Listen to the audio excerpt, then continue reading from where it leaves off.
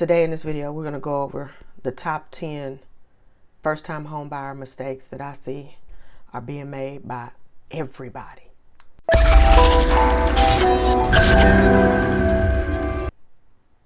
Hi, I'm Rhonda Burgess, and I'm a real estate broker and mortgage underwriter here in the Nashville, Tennessee area, and my firm is Southern Living Realty Partners. All right, first of all, I want to give a shout out. I want to give a shout out to two of my subscribers who have reached out. We've been doing some consulting here lately. First, I want to shout out Miss Laureette in Minnesota. When I tell you, I gave Miss Laureette a list of things to do for her to get ready, and in less than a week, she had done everything on that list I told her to do. And so, yeah, I'm looking forward to going to her home, her housewarming party, because she's going to have a housewarming party this year. You understand what I'm saying? Okay.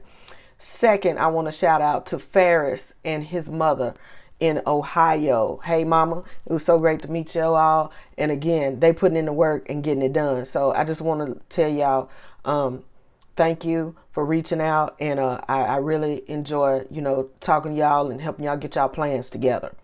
Now, on to the video of the day. We're going to talk about the top 10 mistakes I see so many of our first-time home buyers making, okay? First, number one, not checking your credit score early. So you can't wait till the last minute. You can't wait until you're already under contract to, to try and then check your credit and see where your credit score is and see what's reporting on your credit. You need to do this way early, way early. You should be checking your credit. Like if you're going to buy in 24, it's February. If you're going to buy in 24, you want to close before the end of this year, you need to be checking credit now and seeing where your credit score is and seeing what's reporting correctly, what's reporting incorrectly. Again, you can pull it for free at annualcreditreport.com. You can use the Score Master. I'll have the link. Full disclosure, that's an affiliate link, but you can pull it. I think it gives you like a 7-day trial or something like that. There's no reason why you should not know what your credit score is. Let me just say that. There's no reason why anybody should not know what their credit score is. Go to Experian.com. Go somewhere, but pull that credit report and your credit score. Pull it early so that you can get a plan in place of what you need to do in order to get your score at the level that you're going to need to buy. Because it's not only to get approved for a mortgage a lot of times, but if you need closing costs or down payment assistance, most of those programs, I know the programs here and in Tennessee and the ones that I've dealt with across the country, you got to have normally a 640 or higher. So if you're not there now, do not wait. Do not wait until you have found a house, fell in love, wrote a contract, and then just now seeing what your credit score is all about, because that's not going to work. That's not going to work. You're not going to be able to get the assistance. You're liable not to be able to get the loan approved. Number two, along that same note, do not wait until you are under contract and you just now going to talk to a mortgage person. Don't do that. Don't do that, because then you're really behind the 8 ball, because, a lot of times as a real estate agent, we may write a contract to close in 30, 45 days or less. Okay. Because if you've already got your stuff lined up with your mortgage person, with your mortgage broker, it shouldn't take more than 30, 45 days to close, period. But if you wait until you go under contract, or you wait until you find a house and then you want to make an offer, and then maybe your agent is a diligent agent and they're going to be like, no, we're not writing nothing until I see your approval letter. You know what I'm saying? So go ahead and get pre-approved now. Pull your credit and then go ahead and reach out to a mortgage broker and let them look and see what's going on with your credit report, so you can already start working on that, but don't wait too late. You waiting too late. A lot of people are waiting too late, and then you losing out on that house because the seller don't want to extend that contract. Number three, not shopping around for a lender. Let me say this. If you can try going to your bank, whoever you bank with, even if that's a credit union, a bank, whatever. Okay. You call them, You apply with them, you see what they're talking about. If you're not hearing what you want to hear, or let me put it like this, if you're not getting the service that you think that you need, then you need to shop around for another lender. Again, I did a video a couple of weeks ago where I told you a good mortgage person, a good mortgage broker can listen and hear what they need to hear, and can a lot of times tell you one or two ways to go. Okay. But you are free to shop around different lenders. All right. So let's see what we got here. Okay. Number 4, we're going to talk about y'all not including all the costs when you're looking at property. When you're looking at buying real estate, there is so much more than just the mortgage payment, just your principal and interest. Everybody's so concentrated on the interest rate. Yeah, interest rates went up a little bit last week. They did. They was like at 6.7 something. And I think last week they may have jumped back up to 7.1, something like that. Just check around. But you got to include not only your principal and interest. How much are your property taxes going to be? You know what I'm saying? How much are the property taxes going to be? And especially now, I have seen so much stuff about different insurance companies. I'm talking about your homeowner's insurance. Different insurance companies are pulling out all over the country. Okay. So I saw something that said, I think like State Farm and Allstate and another one of the big boys are completely pulling out of California, Florida. And I saw in Louisiana, around the Gulf, I see they're pulling out. So, and then a lot of these people are going to be left only with the state provider, the state insurance provider. Well, the video I watched for the lady, they interviewed this lady in California who's been there for years, right? And like her homeowner's insurance was like $2,000 a year. Well, then State Farm, I do believe it was, told her they wasn't going to renew her policy because they was pulling out of California because of all the wildfires. And then, if you have the wildfires and everything been burnt up, then it's raining and you got all that wet weather coming in, and then you got mudslides and you got everything else, and you got earthquakes, you got this and that. So again, these are the reasons the State Farm and the other insurance companies are listed as the reasons why they're pulling out, because it's just too much liability, too many losses. So then the lady was talking to her insurance man, and he was like, well, you can go with the state provider, and her homeowner's insurance was going to go from $2,000 a year to $12,000 a year. That's $1,000 a month just for insurance. Okay. And you got to have it. There's no way around it. You can't close. If you're getting a mortgage, you cannot close without homeowner's insurance. So that's why you got to look at all the cost.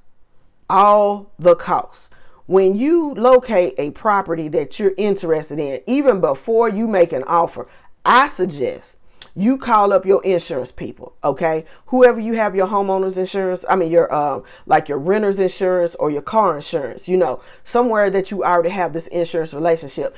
Call them up and say, hey, can you give me a quote? Can you give me an idea on the annual premium for this property right here? And let's talk about it. I know. People gonna say, oh, I would never buy in a homeowner association. I would never. Okay, listen. Here in Middle Tennessee, almost every subdivision is in a PUD, a planned unit development, and they may have some type of little homeowner association fee. Number 5, comparing your deal to other people's deal. Listen, I know your cousin, sister, auntie, grandmama, and them just bought a house last month. Okay, they just closed and everything.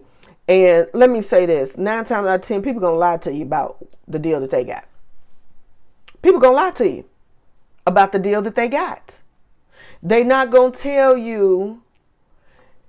People gonna brag, oh yeah, girl, I got a 5.5% interest rate.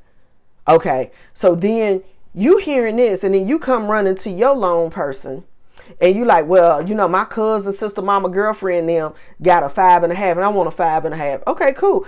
I'd be like, I give 5.5, but it's going to cost you 10 grand or it's going to cost you 12 grand to get to that 5.5. You understand what I'm saying? Because you're going to have to buy that rate down. Listen, what's for you is for you. The Lord going to make a way for you, but it's going to be your own terms. Because you're not like anybody else. I can have two people work at the same job and the loans will be totally different because of the amount of debt that you have, your credit score.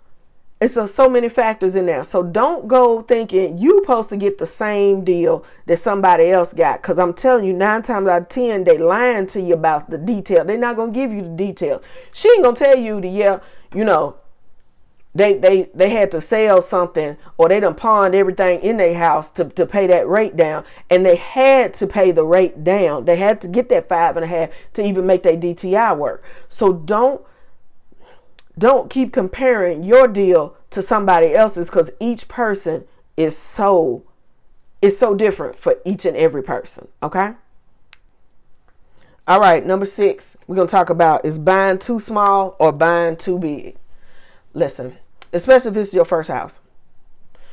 People tend to stay in their first house anywhere from 5 to 7 years, but not for life. Okay.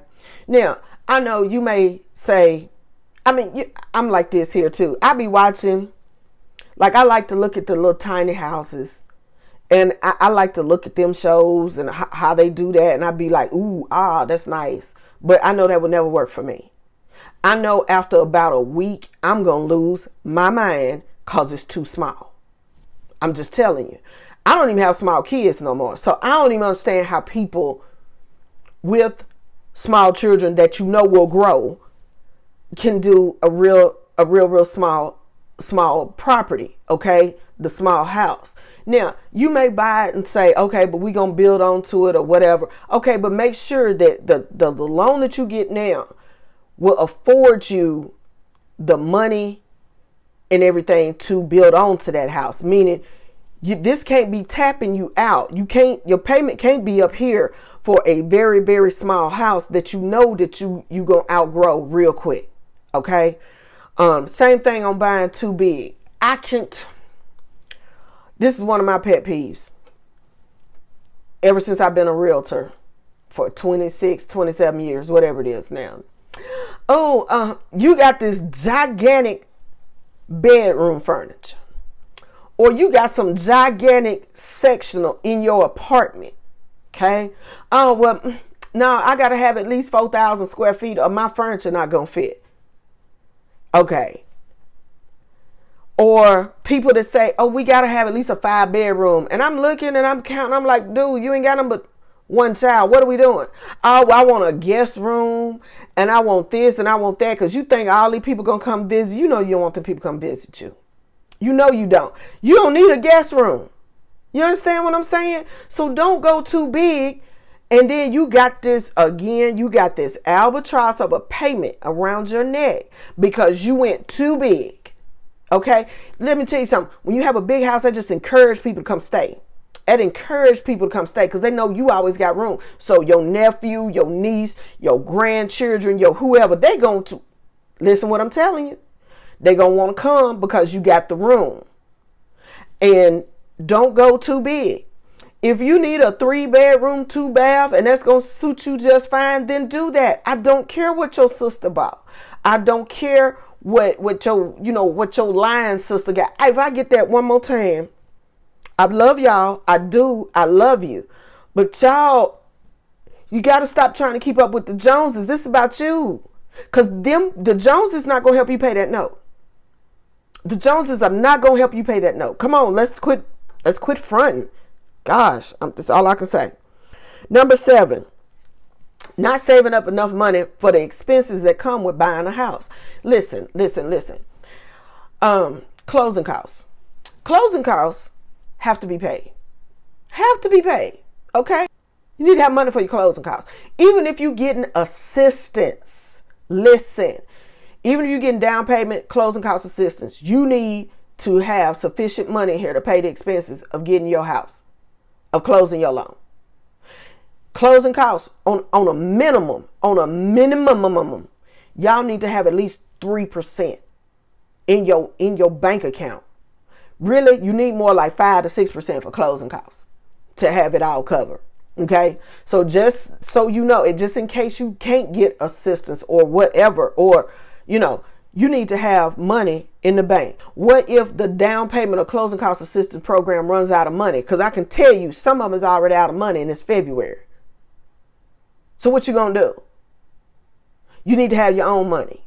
You need to have your own money. Wonderful, fine if they get funded by the time that you apply and you get some money. But just listen, always plan for the worst case scenario. It's just my opinion. Okay. So number 8, we're going to talk about don't make no big purchases before closing. Do not. I've told y'all before in another video, I don't care if you go into Kohl's. You go into Kohl's and you looking for some towels for that new half bath downstairs, and it's a lovely blue or whatever color, and you looking for some towels, and then they over there, and then they talking about if you apply for a card today, you get 10% off. I know that's not a big purchase. I'm talking about don't buy nothing. Don't let nobody pull your credit, because you letting somebody pull your credit just to get 10% off this purchase today. Come on now. Come on. Number one, you ain't supposed to be out there buying nothing anyway. Nothing big. Don't go buy a car. Don't go buy furniture. Don't go buy nothing. If you gonna buy them towels for that half bath and you ain't even closed yet, you best to be using some cash. It better be a debit or a cash transaction. Okay. But again, just like I just said in the previous one, you need to make sure you got money for your expenses. You shouldn't be buying nothing. Number 9. I have beat this dead horse right here. But you need to understand your debt to income ratio and where you are at in the spectrum. Okay? So when you're talking to your mortgage person, and your mortgage person, you've already pulled your credit, you know where your score is. So finally you found a mortgage person that you're cool with. You can give me a call, whatever. When you get that amount, that approval from your mortgage person, a good mortgage person to tell you what your DTI is and what you can and cannot do. So I'm gonna give you an example. So if I'm working with you and you come to me and I say, okay, boo, this is what we got. You approve for 300,000. Okay. The interest rate is gonna be 6.75%, and your DTI right here is 35%. That's what I'm looking at. But listen, when your mortgage person gives you that number, a lot of times that's a guesstimate on the DTI, because we may not know the actual property tax amount or your insurance amount, your homeowner's insurance. Okay. So that's what you want to do is listen, they saying 35% DTI. I don't want you to go another dime above that, because when you go into, so you may be thinking, ouch, well, I can probably do 325 then if I'm just at a 30 or 35% DTI. No, you're not, because again, we don't know what your homeowner's insurance is going to look like. All right. And finally, number 10, not paying for a home inspection. Listen. For the vast majority of us, buying a house, buying real estate is the most expensive purchase we will ever make in our lives. 3, 4, 5, 6, 700,000, whatever it is, 100,000, 50,000, whatever it is, whatever the price of the house is. That's a lot of money. That is a lot of money. Pay the $300, $400, $500 to get a home inspection. Don't go off of what you see, because everything looks pretty. Listen, when I work with sellers, I be having that look. We'll have that house professionally cleaned. We'll have it professionally decluttered. We might even have walls painted. It really spruced up and looking nice the way it's supposed to look for it to sell. But that does not mean that everything is copacetic. That does not mean that there may not be some issues that you as the buyer need to take into consideration. Again, my name is Rhonda Burgess, and I'm a real estate broker and underwriter here in the Nashville, Tennessee area. If you need help with buying or selling a home here, or you need help with securing a mortgage, please feel free to give me a call. My contact information, schedule a time with me, is in the description below. Thank you, and as always, have a blessed day.